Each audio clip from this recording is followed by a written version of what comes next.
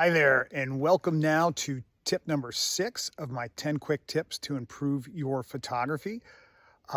You can get all these tips in a free PDF from my website, visualverse.thecreationspeaks.com, visualverse.thecreationspeaks.com. You can download it for free there. And also, when you're at my website, check out my book, Drawing Near, Meeting God in His Creation. It's a devotional that uses photographs I've taken of God's creation, along with Bible verses about nature and devotional thoughts to just help you get to a secluded place where you can draw near to God. And so now let's take a look at tip number 6, which is, well, the first one, the fifth one was golden hour. Now this one's really related because it's about light as well. And this is, what is the light hitting? What's getting hit by your light? So we're first going to throw up this photograph of a cheetah. We can see how the light coming in here kind of makes a little spotlight effect on the face and especially the eye of the cheetah. And we as a viewer get drawn into that. And we connect with the eye of the cheetah. And it's really, really important to have light in the eyes of a photograph of wildlife or a person as well, as in this photograph of the high school senior I showed in the last video with the track medals. So you can see the light is hitting his eye just right because you want to watch that. Now with him, I positioned him that way specifically.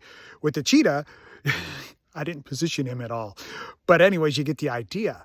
But it's important whether it's a person or wildlife. Like if you look at this photograph of a sandhill crane, the light is hitting the sandhill crane right in that eye. Part of the bird is shadowed, as you can see, part of the bird's body and its neck, but the eye is getting the light, which is the most important part of any animal or person, as in the portrait I just showed you. And also here's a photograph of a wolf. The light is hitting that wolf right in the face, and it looks almost like a spotlight while it's hitting that wolf, which is in an enclosure. And the shadows are from a chain link fence on the wolf, but it makes for a very intriguing photograph. And also it's important in landscape photos to have what is the light hitting. And this photograph in the Badlands National Park, I had to wait for the light to hit that bush. Now it was lighting up the background and the rock formations. And I noticed that. I thought, oh, how awesome would it be to have the bush lit as well? So I had to wait for that to happen. And then I photographed this shot. And a lot of times we do have to wait for the light, as in this next series of photographs I photographed in Rocky Mountain National Park, or just outside Rocky Mountain National Park. I wanted to get the last photograph I'm going to show you. So I got there early, but the light wasn't right. But I didn't kind of just sit there and look around. I began to look at what the light was hitting, and I began photographing what the light was hitting, like this photograph of Long's Peak, which was the first thing hit by the sun because it's high. It's 14,000 foot mountain. And then the next photograph here is of a shorter mountain called Estes Cone, and the light was hitting Estes Cone, so I photographed that.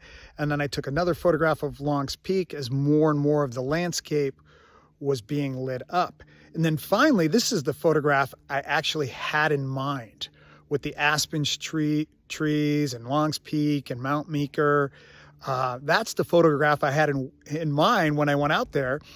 And I just had to wait for it because the sun just wasn't right, and I had to wait for that sun to be right.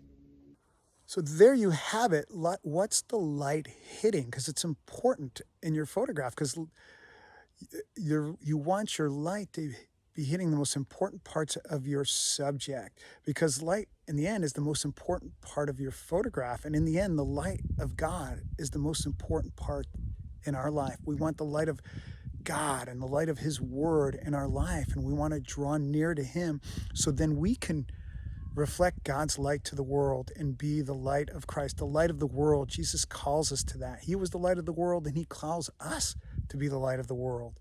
So what is the light? What's it hitting? Have God's light hitting us. And if you want a free copy of this 10 quick tips to improve your photography, visit my website, visualverse.thecreationspeaks.com, visualverse.thecreationspeaks.com, and you can download it there. Also, check out, again, my devotional book, Drawing Near, Meeting God in His Creation. So check out those two things, and God bless and draw near.